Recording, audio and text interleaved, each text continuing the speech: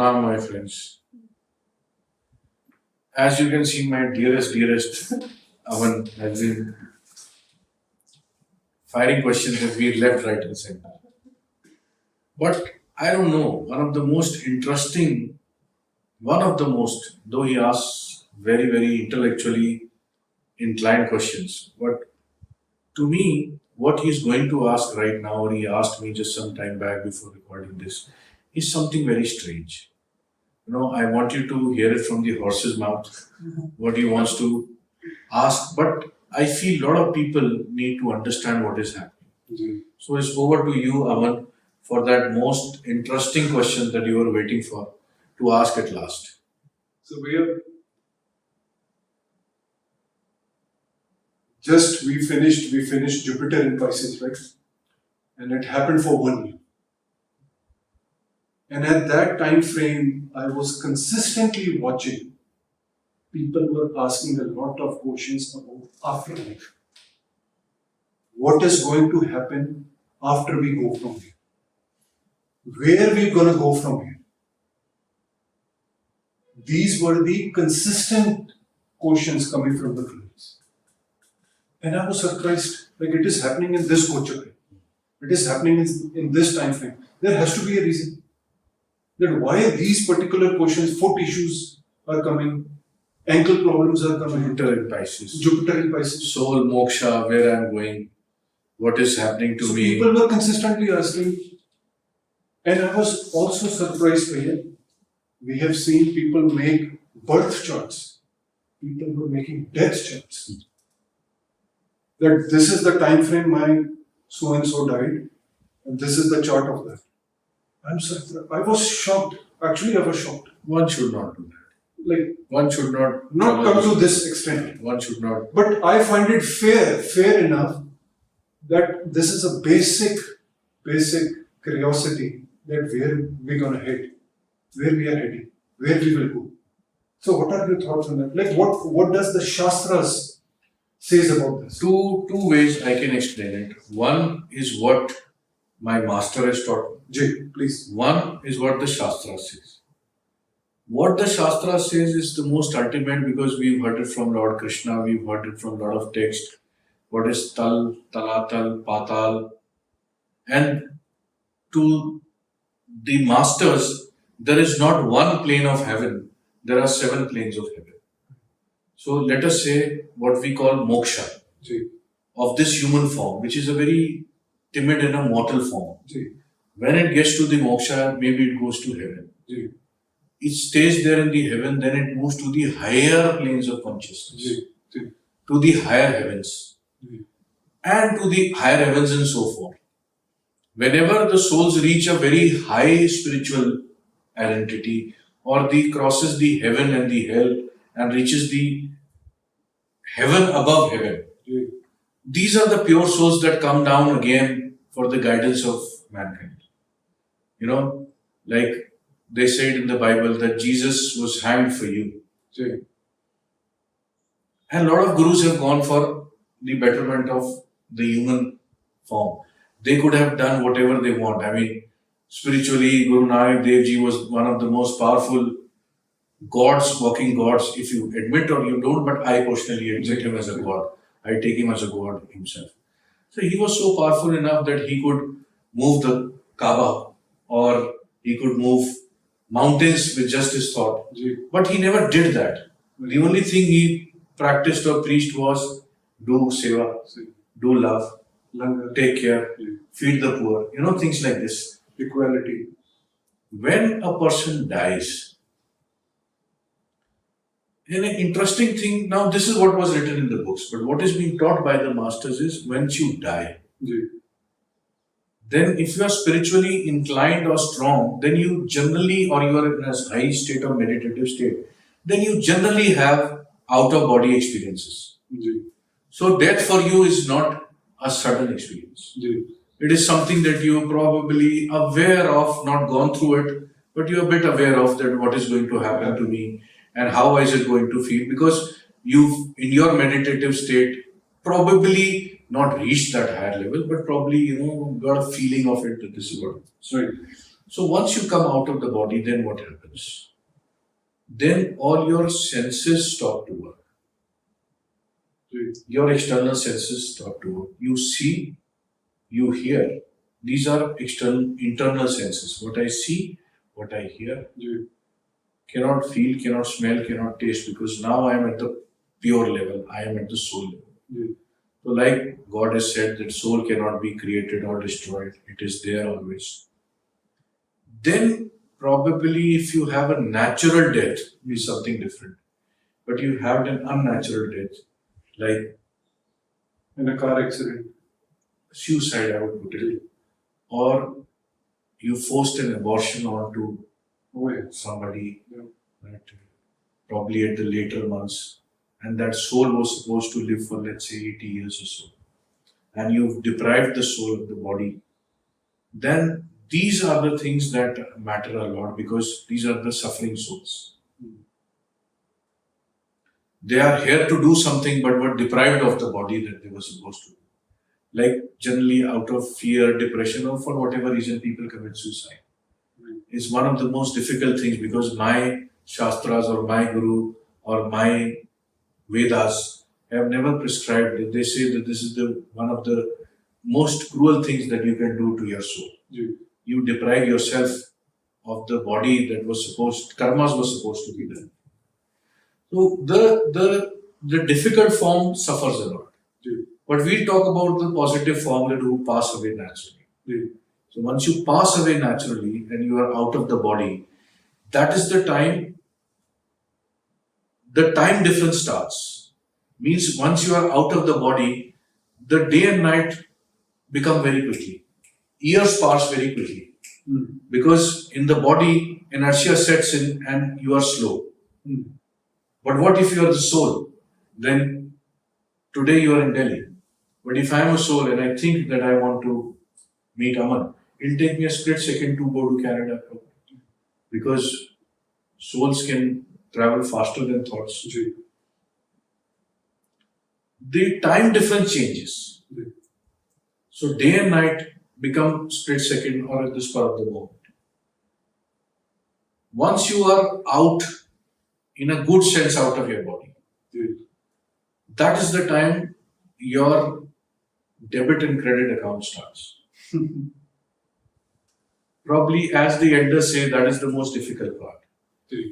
Because there are two ways they describe it. Once is, most of the masters say that before dying, you see your entire good and bad picture in front of you. This has been corroborated by a lot of people who have near-death experiences and come back. Because they know that some people have even gone to the extent that they have come out of the body, then it was a wrong person to be taken and they have returned to the body.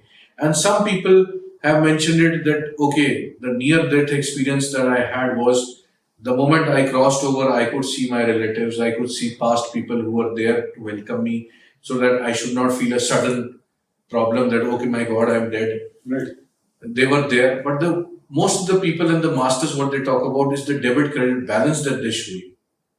That you were given a life for this purpose, but you've done this instead. That is a holocaust. That is the most terrifying thing, to understand that, oh my God, they wasted another life. The most difficult part, what the masters describe, is this debit credit thing that happens to you. Once it happens just before the time of your death.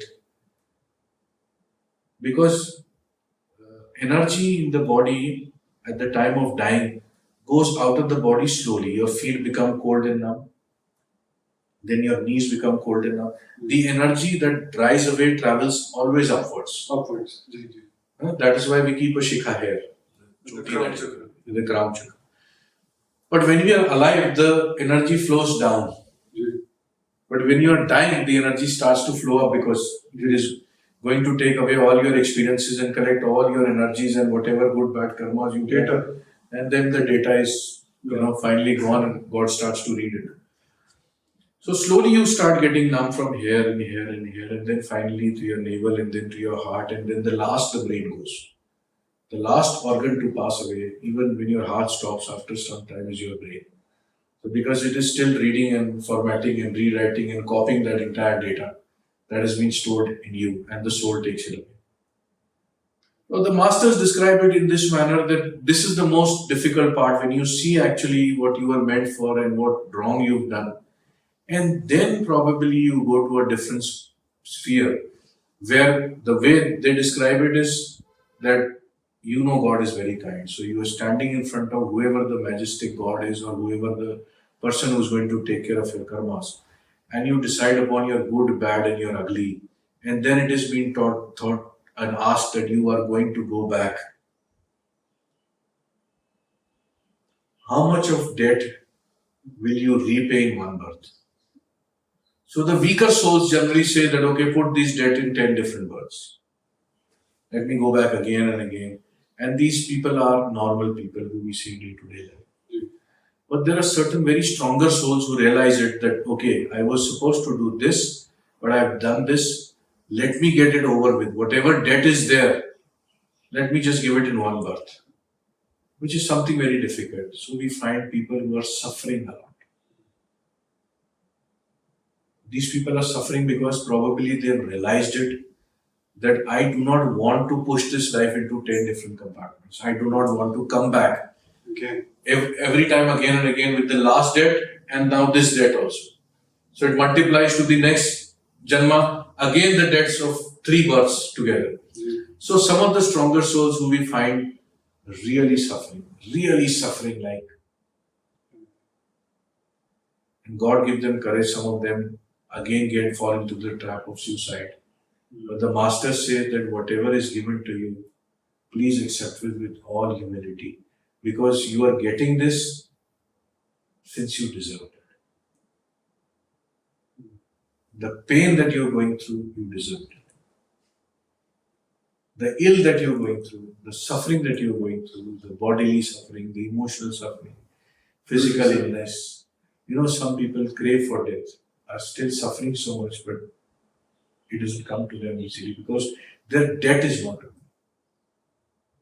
So afterlife is not that bad of an experience. It's probably, as the master said, it's a very good experience. You get to have a lot of fun. You get to meet a lot of people. But the bad part is once your debit credit balance starts to be shown, and then sometimes you have to come back. The weaker souls come back as happily enjoying. The stronger ones are the ones who are suffering more. So whenever our masters or gurus say that whenever you find somebody who's not able to have his food, somebody who's suffering sickness, leprosy, any disease, he is hungry, please feed them, because they are stronger souls and they've decided that they want to end the debt in one go. And the beautiful part about Hindu or Vedic or our religion is that it understands afterlife, before life, and gives credit to those people who are hungry and sick. Because God had given them the will that you want to distribute your sins in so many births, but the stronger souls say, let me suffer in one birth. So they are suffering now, they are poor, they are sick, they are troubled. And God says one thing, that if you help them, you are helping me. And now people probably would understand the logic that why we need to feed the poor, help the sick, because they are the stronger souls. It is not what rich and powerful one, bigger cars, bigger houses, bigger, better deal is no good in God's eyes. It is not needed. It is not needed. He who has the abundance, Sache Saiba, kya nahi kar tere? Character certificate needed. Tere ghar ta sab kuch hai. You can give any and everything. What can we ask for? Probably become a prime minister. What more can you ask? King of the world is nothing. But if you ask for suffering, then you are really God's child. So that is why in our culture, we are right from a young child age, it is being taught to a little child that feed the poor, help the sick, take some part of your earning and give it to the welfare of the poor, because they are the stronger souls. You are the weaker one. Probably you don't know how many sins you've done. And you are destined to suffer a lot. But you are the weaker one who said that, okay, put me in next 10 births. We are sorry to interrupt, because at the same time, some of the client come and they say, कि 10 different astrologers have said कि तुम्हारे so and so की मुक्ति नहीं हुई. So how you deal with that question? I perfectly resonate with that. I understand it. The combination of certain planets in certain spiritual houses do talk about the fact that the elders in the family are unhappy. And what are those houses? Please be here for the audience sake. They are the spiritual houses, like the 5th house, the 9th house, the 12th house, the Lagna. So not the 8th. It has got something to do with the ancestors. Okay. But it has not got to do something with the souls of the ancestors. Okay. Okay. The souls of the ancestors are in the 9th house. Okay. And incidentally, that is my house of luck. Ji. So how I have treated my elders in my last birth becomes the destiny and luck of this birth. So it's very deeply interconnected. It's very, very deeply interconnected. But if you have a combination of, say, Rahu or a retrograde planet in the 9th house, then you talk about that something is wrong on your forefathers' side spiritually. Okay. If this thing is combines with your moon, then something is wrong from your maternal side. Okay? Something gets connected to your sun, your soul. Then it is connected to your forefathers, but it is also connected to your soul. Makes sense. Ji. So you have a Rahu-Sun combination. Something untoward happened to the forefathers. Maybe the fathers or the grandfather or your father or your grandfather did not take care of his father properly. Ji. Or something he left him to die. Or some problem is there. Or something is required from this soul, that your soul has been taken away of his power of, let's say, healing itself when you have a Rahu-Sun combination. So this needs to be dealt in minutely. These are upper level combinations which may or may not decide. I personally do not see anything from the chart from just one combination. It has to, see the totality. Yes, it has to tickle my mind that this is happening here, this is happening from the moon chart, this is happening repeating in the Navamsa, then it is something dangerous. Then it is something dangerous. But if you just see Rahu in the 9th house and people start saying that, okay, sir said it, that I have some problem in the Pitra houses, please don't take it like this. Okay? It is one of the indications that probably your soul is not on the right path, or your soul did not do good for your forefathers when in your last birth. Then other very important combination is a Jupiterian horoscope. I am not saying the planet. A Jupiterian horoscope. The inclination towards spiritualism is hampered by some earthy planet. Jupiter also represents my forefathers. Like Sun represents on the soul level, Jupiter represents when they were alive. So the teaching handing down from my forefathers to me is Jupiterian oriented. The level of spiritualism they had on the soul level is from the planet Surya. Jupiter coming into the 5th, 9th houses are spiritually very inclined is good. But if in these houses it is combined with a earthy planet or with a negative planet, hampering the power of Jupiter or sucking the power of Jupiter, then also you will have problems from your last. So there are quite many planets involved. There are Surya involved, there is Chandrama involved, Moon involved, there is the moon's combinations of Rahu and Ketu involved, there is Jupiter involved. Last but not the least, the planet of discipline also indicates something happening on the wrong side of your forefathers. Saturn. If a person has got stronger Saturn in the chart, it suggests that he or she is an older soul. He or she has been connected to the older people in the family. If you have a strong Saturn, please sit with elders and talk to them And in case you have a weak Saturn, then also please sit with the elders and take their blessings. Saturn in the ninth. Saturn in the ninth, Saturn in the fifth, Saturn in the Lagna, Saturn anywhere in the Kendra, or your Saturn afflicted. If your Saturn is afflicted, that means your relationship with the elders in the family was not that good. Sit with your elders, listen to them, take their blessings, do seva towards your elders, then your Saturn will start getting stronger.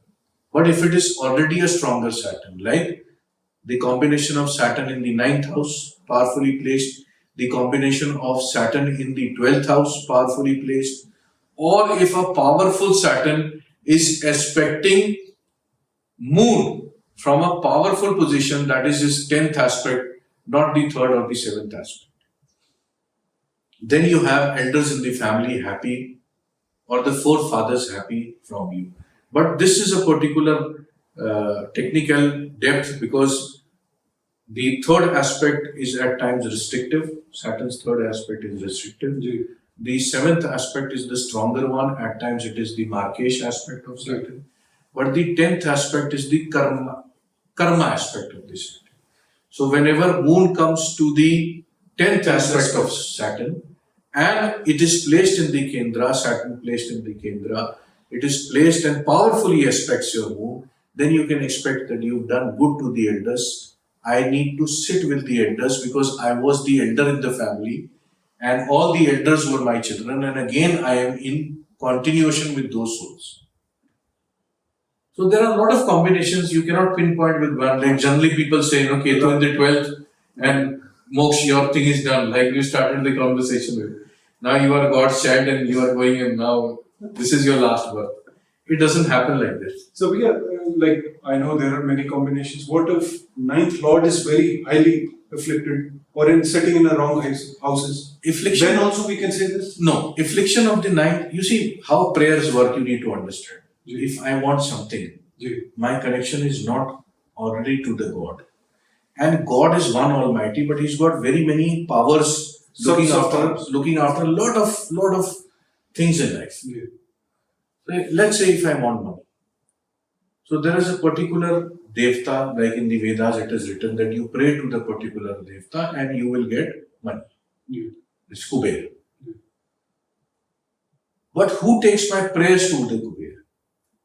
So you need to understand the Hindu system. There is a Kul Devta, there is a Gram Devta. The Kul Devta means the one Devta who's the direct